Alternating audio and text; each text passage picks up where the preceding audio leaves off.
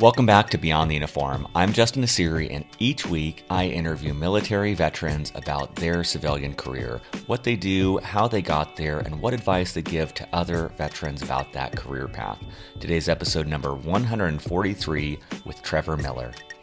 And he said, well, you could probably make the jump right away. And so then I started to look more into what management consulting was, and I just found myself remembering the difference in my personal development from my 2 years in graduate school versus my first 2 years as an active officer in the Marine Corps. And I felt like if I can make this jump, then I'm going to do so. Well, Happy New Year. I hope that 2018 is off to a great start for all of you. I'm excited for my interview with Trevor today. Trevor is actually one of the 3 panelists for the January 17th Veterans and Consulting panel, and he shares his story today of going directly from active duty to the Bain and Company consulting company in their Boston office.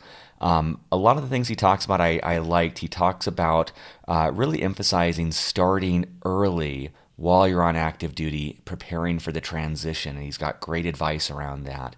He's also got a great phrase around being okay, not being good, and just being willing to take that step back in your career, being willing to try something new, not be an expert, going from being senior in the military to junior somewhere else, and just being okay and taking the long view on that.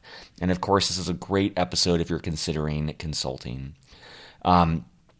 For those of you wanting to take a deep dive, just a quick reminder, January 17th, we'll be doing the Veterans and Consulting panel. You can sign up and register now online under the events section at the Beyond the Uniform website. One last plug, special thanks to Rob50124 and GoFalcon13, both of whom recently left a review on iTunes. I very much appreciate that. If you have a moment to leave a positive review on iTunes, I'd greatly appreciate it. So with that, let's dive in to my interview with Trevor Miller. Joining me today in Boston, Massachusetts is Trevor Miller. Trevor, welcome to Beyond the Uniform. Hi, Justin. Thanks for having me. Special thanks to Kristen Colley for introducing me to Trevor. He's actually one of the members of our Veterans and Consulting panel that we have coming up. And I wanted to give a quick background on Trevor. He is a consultant at Bain and Company in their Boston office. He started out at the Naval Academy, after which he earned his Master of Public Administration at Harvard University's John F. Kennedy School of Government. He served in the Marine Corps as a Force Reconnaissance Officer for 6 years and then transitioned directly into Bain. And as those of you who have listened to other episodes realize, I've been diving into some data around veterans and consulting. Fewer than, I believe, 5% of veterans are able to transition directly from active duty into consulting, and from what I remember, Bain is by far the trickiest for veterans to get into. So really excited to have Trevor on the show because he's done what is very statistically very difficult to do, and excited to hear about his story to get there.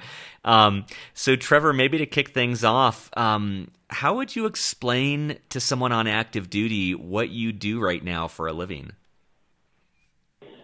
Yeah, that's actually a great question that I thought I knew the answer to by the end of my research, and then now that I've worked on the job for about 6 months, it's evolving. But in the most basic terms, as management consultant, you are an advisor, and the role that you take as an advisor can vary significantly, both in terms of function of what you're advising on, as well as what industry you're advising. But generally speaking, firms such as Bain focus on strategic level questions. And I think that if you're making the military analogy here, we're talking about truly strategy in a military sense, where these are plans that will perhaps be implemented over a few years, but then have even longer time horizons. They're generally thorny issues, and so that's part of the reason that consultants are brought in. One of my first questions was, well, why don't they just hire people to think about these issues themselves if this is such a big deal. But there are many cases where it helps to get a third party's point of view. And so that's really what we do. We come in, we take a very data-driven, analytical look at their problem in a fairly short amount of time, so about 3 months is average, develop an answer with the client, and then provide that to them in a final summary, and in some cases help them action it, but in many cases, just make sure that they are set up to actually be able to do that themselves. And what is that? I know a lot of times when people ask about consulting, they have two things that they're curious about. The first is kind of like what that looks like on a day-to-day basis, kind of like what would be an example of a day, but also kind of the week-to-week part of kind of work-life balance and kind of how much time you're spending on the road, or kind of what time you have off, and how this translates to kind of your week-to-week and month-to-month life. Yeah. So, as many, I'm sure you get this answer all the time, but there's a high degree of variance, right? I would generally put days in terms of consulting life into two categories. And this is, when you're local and you're at the office, or when you're on a travel case, just in terms of, I guess, mostly logistics, but a little bit of how those, your day runs. So I've done very limited travel. So, in my experience, the days tend to be a little bit earlier. You go to the client site, you have an internal meeting to kind of get everyone on the same page. You might be working on some type of analysis, or doing phone calls from the client site, or you might be meeting with clients there. You might be touring some type of facility. In the afternoon, you generally check in with your team, go over what everyone's working on, the progress they're making, line of sight to solution, whether it's that day or later on. Local cases, which is what I've spent the majority of my time on, I think, I guess it's similar in reality in terms of what you do, but there's a lot less client interaction. And even with your team, I was surprised to find out how much you're working, at your desk or in your area, and you only really meet with your team at particular times. And it's, I guess, as a military officer, that'd be something that I would flag to the listeners to think about, is that, you truly are an individual contributor in a lot of ways. And yeah, you are on a team and you get to share your thoughts and receive their input, but there's a lot less day-to-day interaction and leadership. That makes sense. I mean, it's I can imagine you probably envision this as being kind of around the team all the time, working with them, but then it's kind of like huddling up, figuring out who's doing what, and then going off and doing that. And I could see how that could be very appealing to some people, and for maybe the extreme extroverts, they might want to be working with someone all the time, and might not be as appealing. Yeah.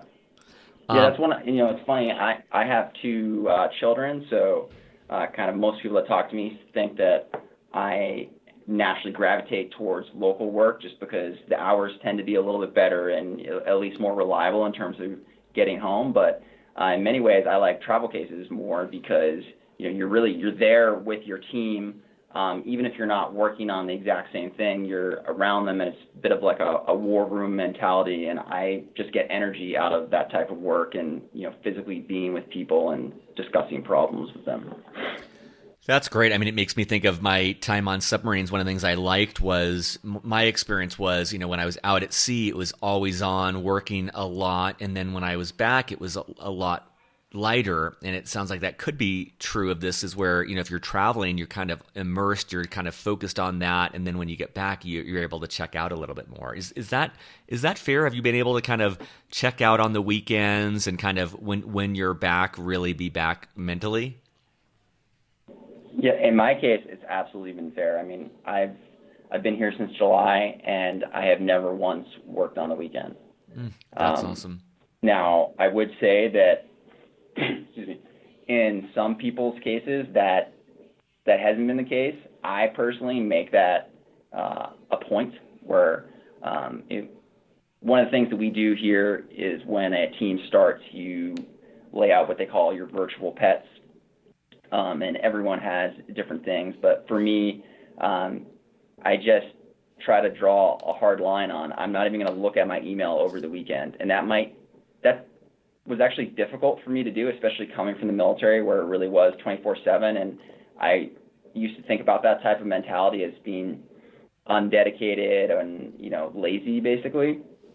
But it's something that I've endeavored to do here, and it's really strengthened my, relationship with my wife and my children and improved my home life. And I think it actually even improved the quality of work during those 5 days, because I know, hey, during these 5 days, this is the expectation. But truly, on the weekend, I'm checked out. I'm not thinking about work, and so far that's worked out fine, and I haven't had to change from that.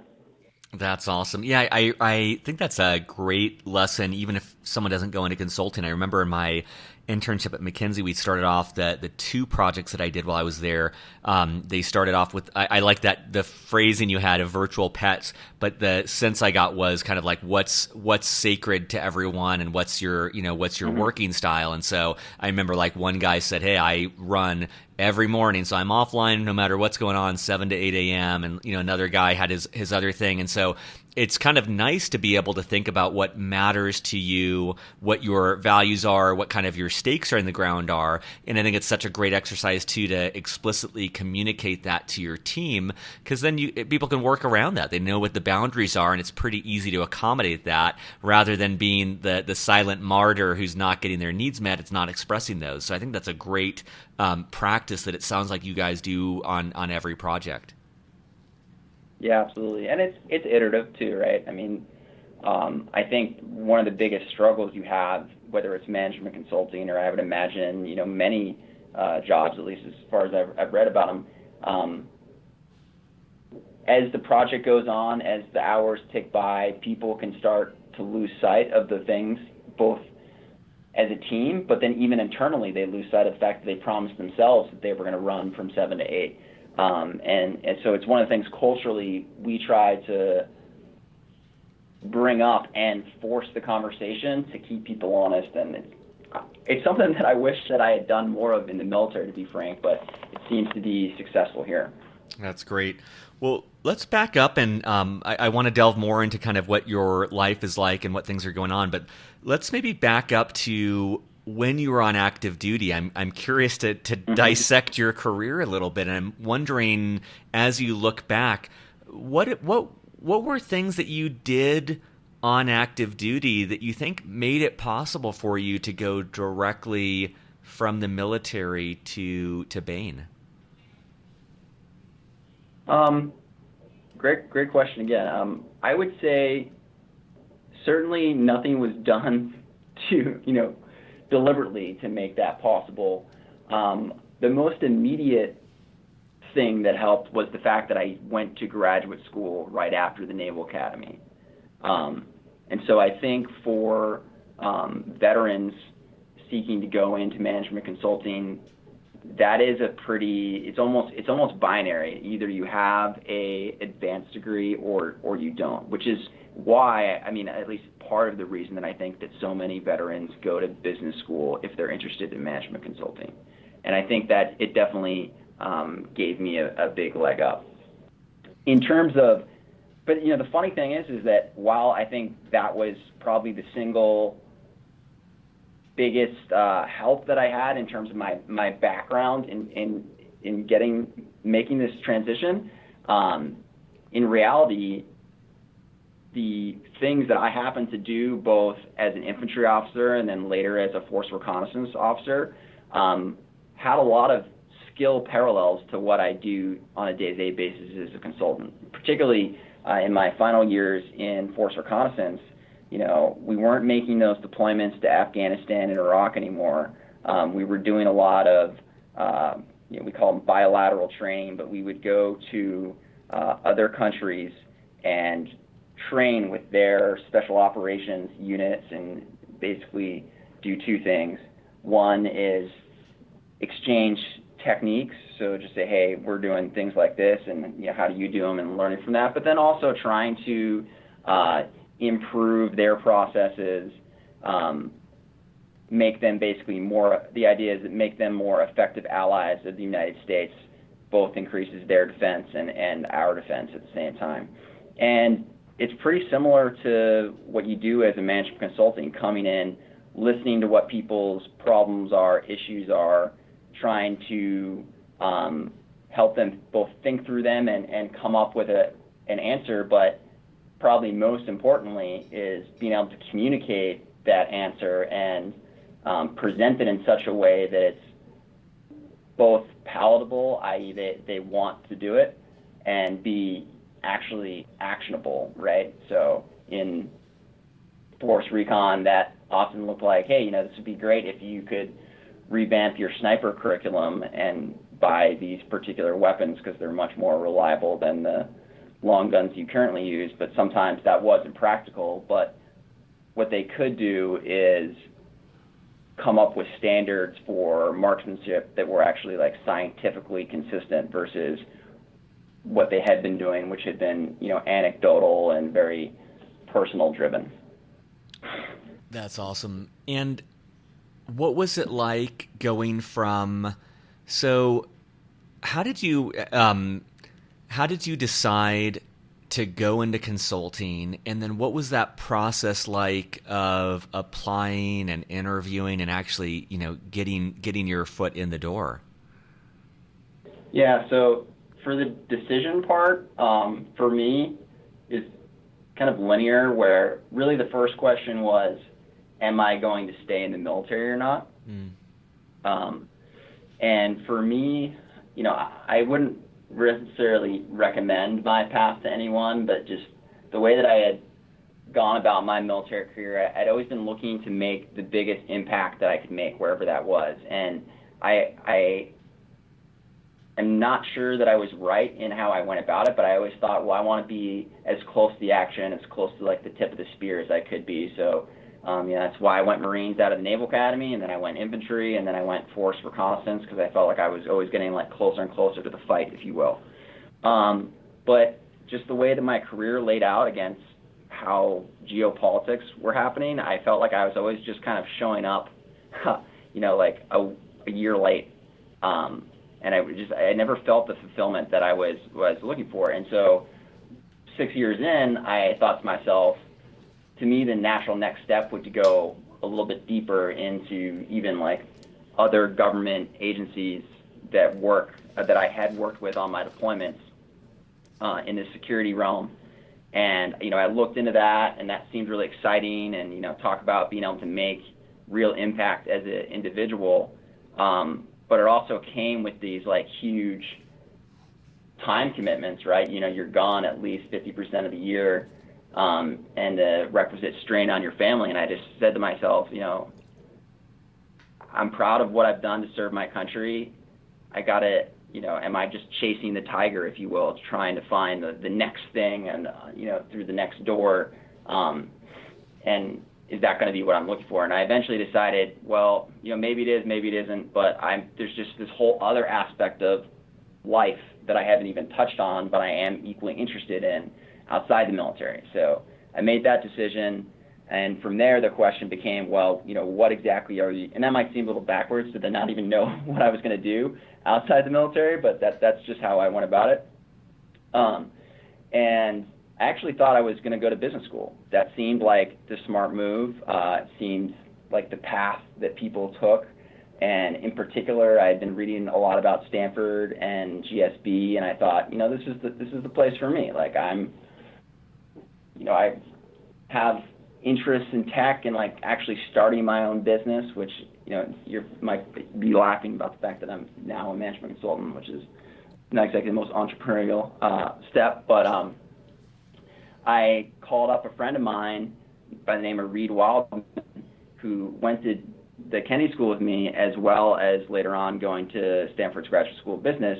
And he basically said, well, what do you want to do, after business school? What are some options you're thinking of? And I thought, well, the first thing I'll probably do is go management consulting because, you can learn, firsthand, experientially, all the things that you might study in business school. And I think that would be a nice, capstone to that education.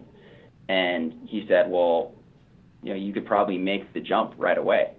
And so then I started to look more into what management consulting was, and I just found myself remembering the difference in my personal development from my 2 years in graduate school versus my first 2 years as an active officer in the Marine Corps. And I felt like if I can make this jump, then I'm going to do so. And, I'm lucky to have friends like Kristen Colley, who were resources for me to talk to about, hey, what is the process like, help me run interviews, and even just down to the little nitty-gritty of knowing, when do you put your application in? When are they going to have interviews? How did you, I'm wondering, did you choose between, how did you decide on Bain then? So I love the way you've explained this, and it makes sense of kind of going directly and not spending that time at grad school and realizing that you could go into consulting. How then did you then decide, where you were going to apply? Yeah, so I didn't know enough about consulting in general when I started to really base that on any information other than I did some research, and I heard that McKinsey, Bain, and Boston Consulting Group were the top consulting firms, and so I said I'd apply to those, which actually was a little bit easier to get in the process with them than some.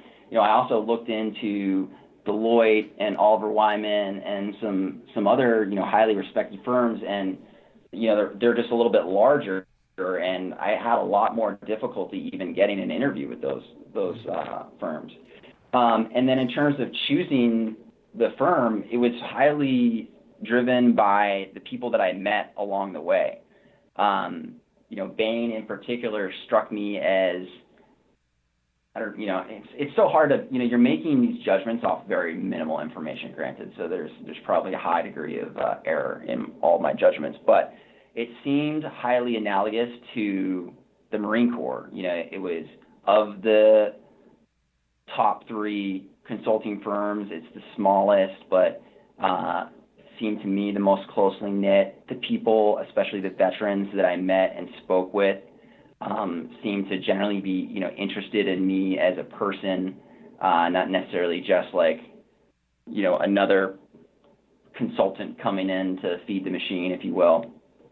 And then I also really liked their home staffing model where, the way that Bain staffs their projects, you could be staffed on a project from Boston in, say, Los Angeles, but the team that you're going to be on is from that local office pool, from the home office pool. So, you can work on that project, and then you work on another project, maybe it's in Boston or maybe it's another travel case. But you really start to develop these deep relationships because the teams that you're being put on are from this smaller group of people. It's not the entire company worldwide. And that, really appealed to me because I'm a very relationship-driven person, and I'm always, valuing kind of depth of connection over quantity. Mm. Yeah, that is like a nice, it's a nice contrast, it seems like. You've got the small unit that you're working with closely and developing tight relationships with and figuring out very, very complex issues. And then you've got the larger organization and the benefits that brings. But it does seem like of a lot of career paths, it does seem like it does maintain that very tight unit cohesion that a lot of veterans enjoy. And so I can imagine that being very fulfilling, having kind of both the big and the small aspect of that. Do you have any thoughts on how someone might prepare for an interview and how they might stand out in the application process? So we'll tackle the application process first because, you have to get the interview before you can succeed on the interview. I think for veterans, the single biggest hurdle is figuring out how to translate your accomplishments to whether it's consulting or anyone are looking for it. And that's definitely not something groundbreaking to share, but it was personally shocking to me, like actually, you take so much for granted about the things that you've done and how much understanding everyone else will have for that. Being in the military for any amount of time, you start to feel like, oh, well, it's just natural that people know, like, even what a deployment is like. But people don't, that's not, people understand that if you're in the military that you go to different countries and you stay there for periods of time, but whether that's like normally 6 months or 2 years, that's not actually general knowledge. And so I think being able to take those, that's just indicative of how careful you have to be in terms of translating what you have done. And then the other piece is understanding that, your resume has to be tailored to both the role and the company that you're going to, right? So you have to realize that not only are you describing what you did in ways that make sense to them, but you're saying the things that, or at least highlighting the things that are important to them as a company, which was again shocking and kind of like humbling for me. I spent all this time, trying to become, the best special operator I could, and very proud of having gone to Marine Combatant Dive School and free fall and all these things. And like the reality is that no one cares about that in management consulting,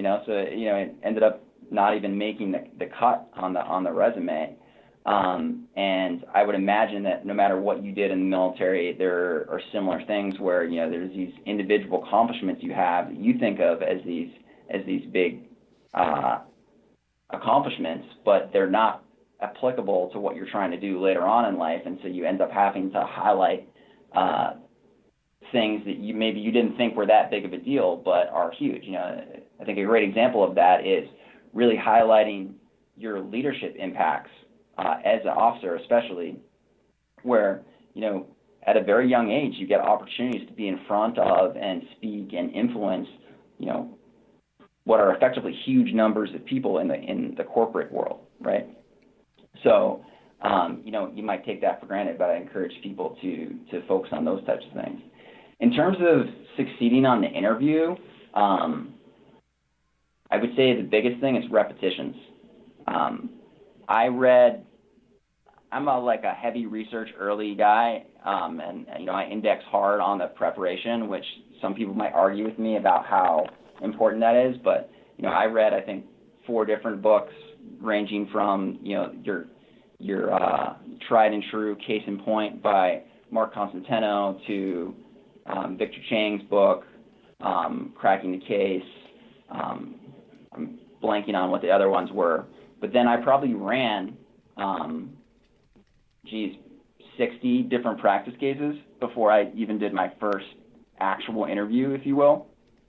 And I'm not, I don't know because I didn't do it any other way, but I think I would have definitely failed if I hadn't put that much time in, because I can tell you with my first interviews, my first case interviews, I just was all over the place and I felt like an idiot at least. And then you get progressively better all the way to the point where you actually are having fun when you're doing these interviews. And I think that's absolutely necessary, both to sustain the preparation, but then succeed in the actual moment, because no one wants to work with someone who's like clearly just doing it because they quote unquote have to. Mm. What about, not to put you on the spot on this, but I'm wondering if anything comes to mind where a lot of times veterans ask about, like, how do I translate my military experience into, the civilian context? And I'm wondering if you have like a soundbite or an example you can think of how you kind of explained to the civilian interviewer how, one of the things that you did in the military and how that was relevant to consulting. Yeah. All right. So take my last job. I was a Force Reconnaissance platoon commander.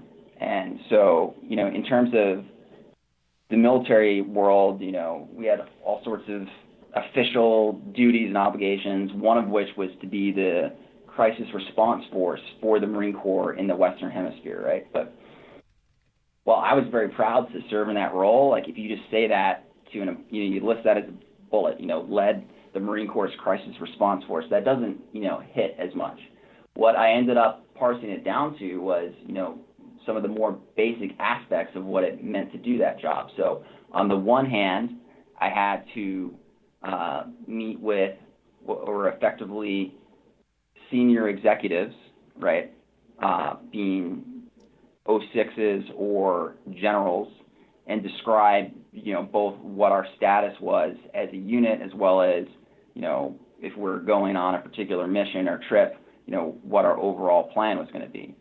At the same time, I had to explain, both prepare my Marines and explain to them, the context of our mission and what we were going to be doing, and, my intent for them and what success looked like. And, when I focused in on I'm comfortable communicating with senior leaders in a formal environment, as well as communicating with workers at the operational level, I think that resonated quite a bit with people that I interviewed with or reviewed my resume. That's great. Anything else before we move on? Anything else about kind of the interview process, or any other thoughts on that? And I'll put, for listeners, I'll put in the show notes links to Case in Point and Cracking the Case. And I love that thought of the iterations and the repetitions, and how 60 different practice cases is a tremendous amount of work. But I can imagine how that got you very comfortable, so that when you were in the actual interview, you felt confident and comfortable, and you were able to just really focus on the finer points rather than thinking about the frameworks that you in a way that you probably did when you first started. Yeah, I guess I would say just two more things. One is, if you're going down this road and you're beginning this preparation, don't be discouraged by not feeling like you're good at it, right? So I know I experienced this personally, and then over the past 6 months, I've helped a lot of other people, get up this case interviewing curve. And as far as I can tell, there's no one that's necessarily natural at it. And so, that took me a little, I really went through some tough times where I was like, this might just be a waste of time, because I just might not be smart enough, and, it was pretty depressing. But I found like that's completely natural, and there's no one who just starts doing those cases and just blows them out of the water from day one and is like, oh yeah, like this is fine. I'll just, I'll do one more of these and then we're good. So don't get discouraged. And then the other piece is, while there's you're going to do all this preparation, you read these books, and they'll talk about frameworks, and I don't want to get too much into the minutia of what the case interview is like, but it starts to be formulaic, right? And you start to feel like, well, there has to be, this is the quote unquote answer, and it has to fit in like this framework, because when you listen to Victor's podcast, when he goes through his answer afterwards, that's what it looks like. But in reality, all the case interview is doing is simulating solving a problem collaboratively and thinking about things in a structured way, right? Which is particularly important in a time-constrained environment. And it was not until I reached that level of comfort where I thought, okay, fine, like, there was you probably halfway through, I would do a case, you hear the problem and you think, okay, well, what's this framework have to look like? And you're thinking in terms of frameworks that you've seen before. And where I made my breakthrough was realizing that just think about it like a regular problem. Think about it in a structured way, but come up with your own framework. Don't worry about if it fits exactly within what the experts say should be the answer for this, and then approach it like that, and everything else flows so much better. You feel like you're having a real conversation with the person. it feels just much more tangible. And I don't know if that resonates, with anyone else going through that process. But for me, realizing those two things were just huge factors in being able to both keep at it and then later on succeed. Yeah, and I think that applies to so many things. I love that point too. It's like, usually people are not good at things when they're first starting and take some of the pressure off. And I think that a lot of the veterans I know and interact with, they are pretty harsh on themselves. They're pretty critical, and they have exceptionally high standards. And I think that there's obviously the upside of that where it drives them and causes them to excel, but the downside is they may be hesitant to try new things, they may be hesitant to experiment, and they may be hesitant to take the failures and kind of bruises that it'll take to learn a very new skill set and ultimately be very confident and competent in it. And so I like the way that you laid that out, because it's just saying that, like, look, everyone sucks at this from a start, civilian and veteran alike, and just dive in and get some practice and you're going to get better at it.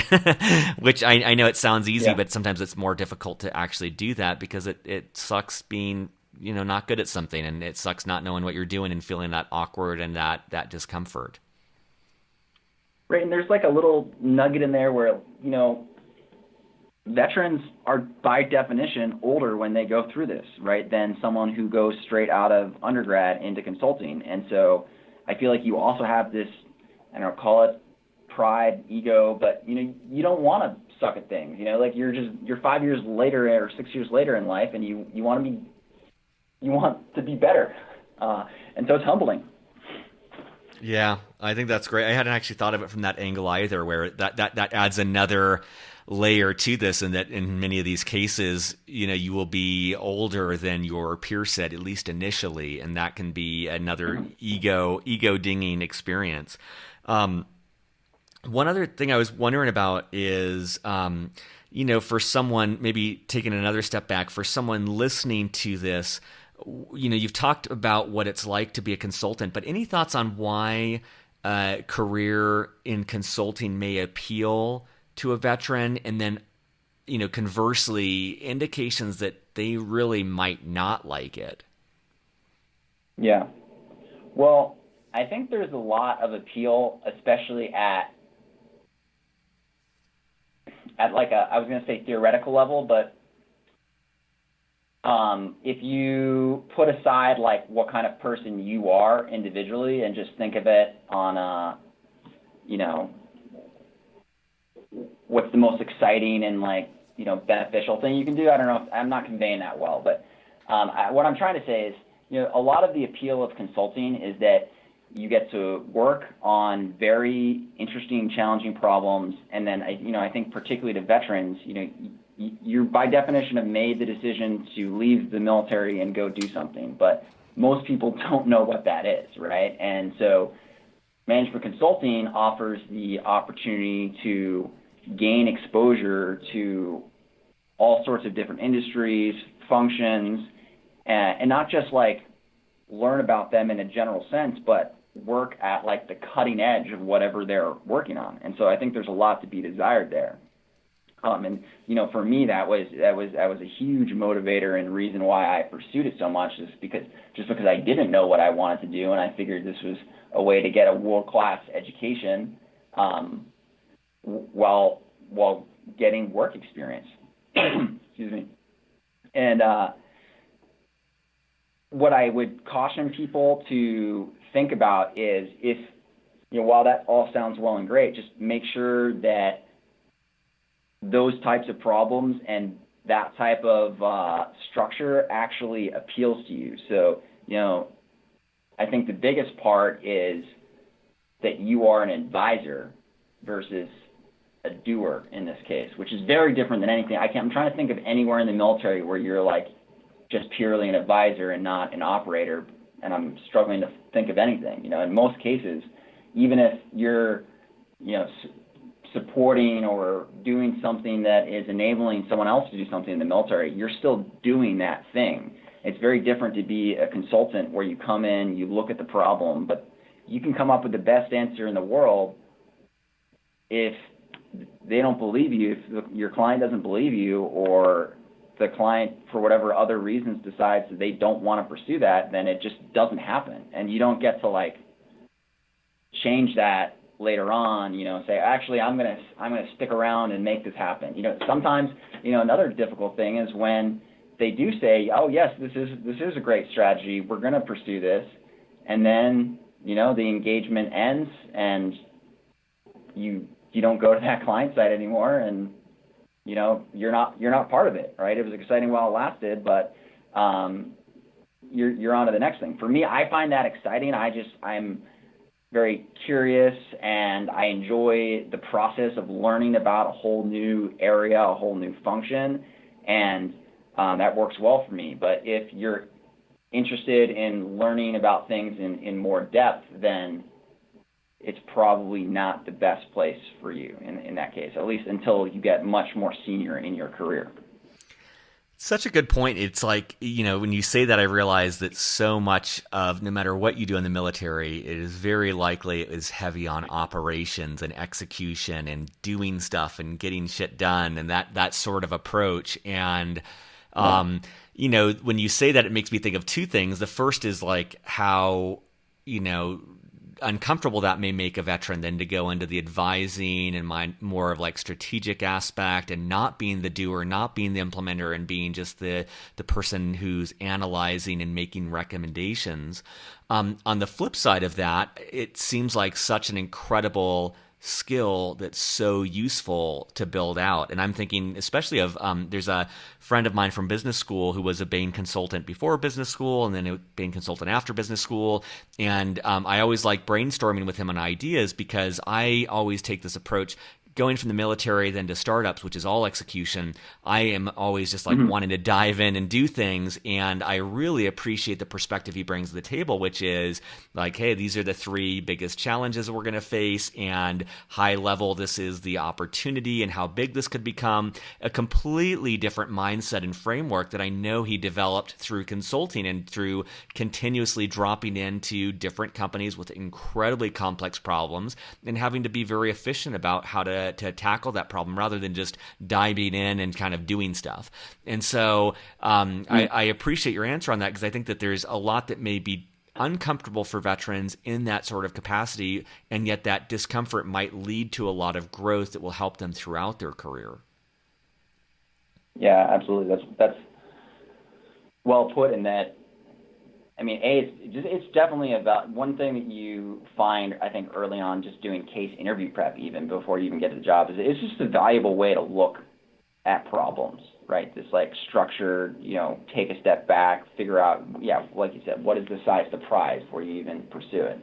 But yeah, it's true. It's just, it can be uncomfortable because it's not what you're used to, but there's a certain value in that discomfort that is important just in and of itself, because if you didn't put yourself in that different position, you wouldn't grow in that way.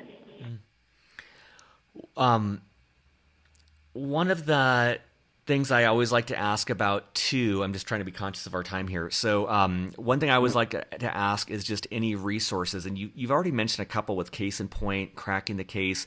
As you think back on the last 3 or 4 years in, getting ready for the transition, and then now that you're in it, are there any books or podcasts or websites or programs that has helped you in your civilian career that you would recommend to veteran listeners? We've covered a lot of them.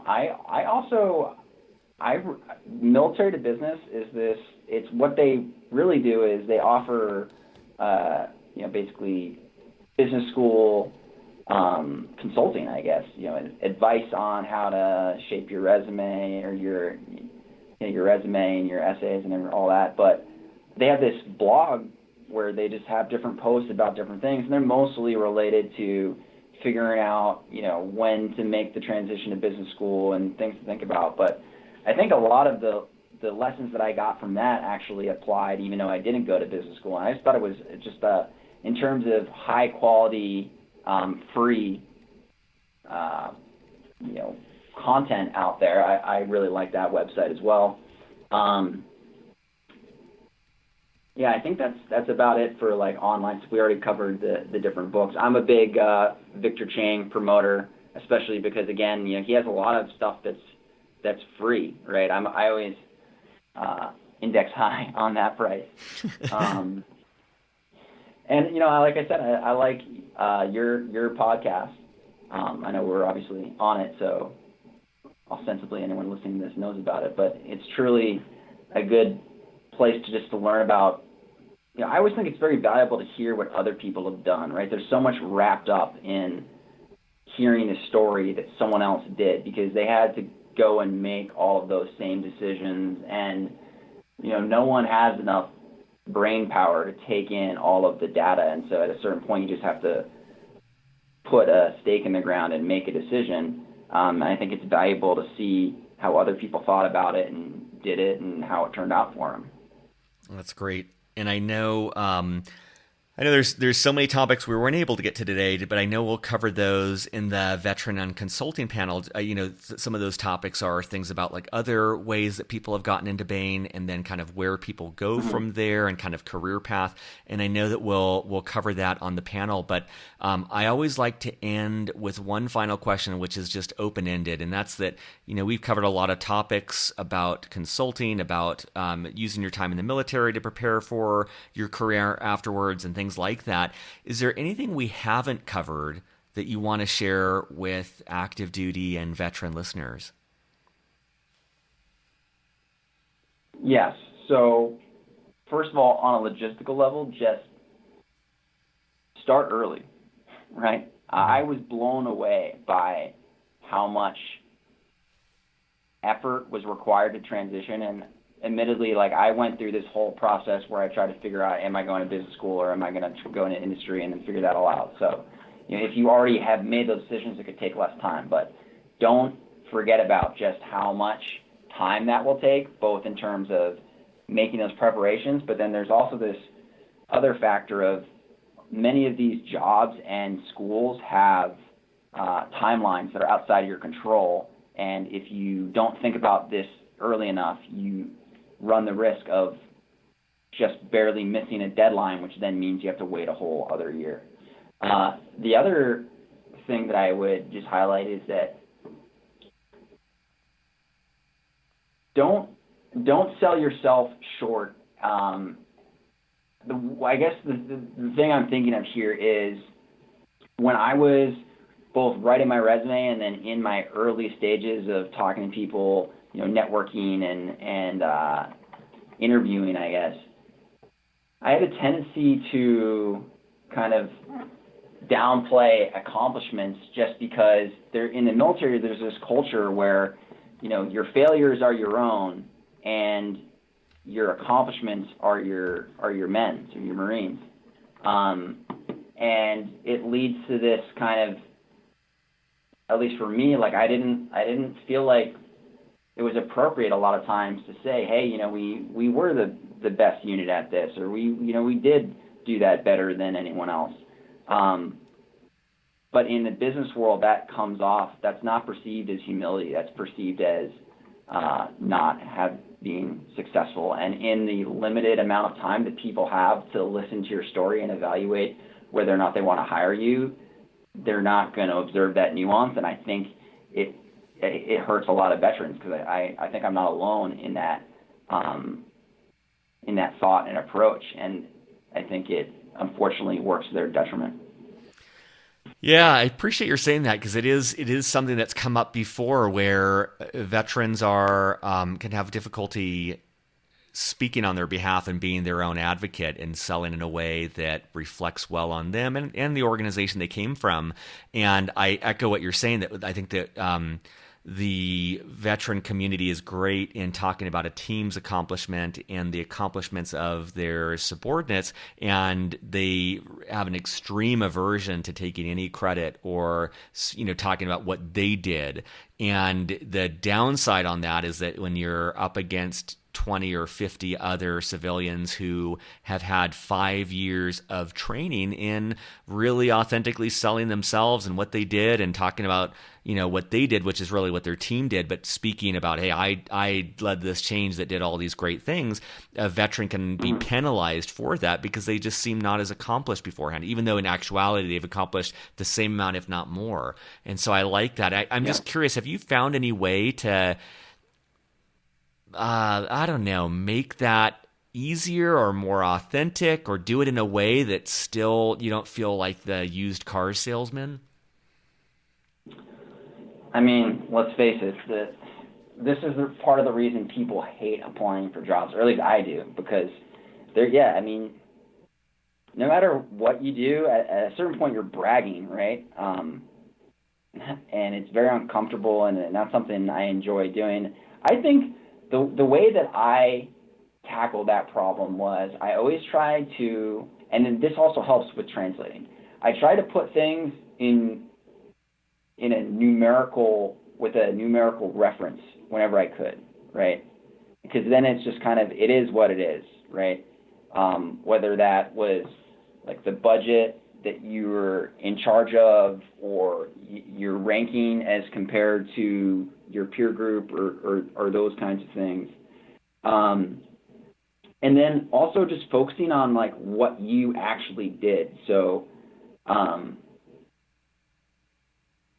sometimes I'll read these resumes from veterans where it says, I was a platoon commander in Afghanistan, and my platoon improved security 50% in the region of Nowzad. And it's like I'm sure they did improve security, but let's just make that more tangible to like what you as a leader actually did to empower your platoon, and then how did that actually impact what was going on in the region, rather than trying to keep it at this high level, right? Where in reality there's so many different things going on that impacted that it doesn't seem right to take credit for it.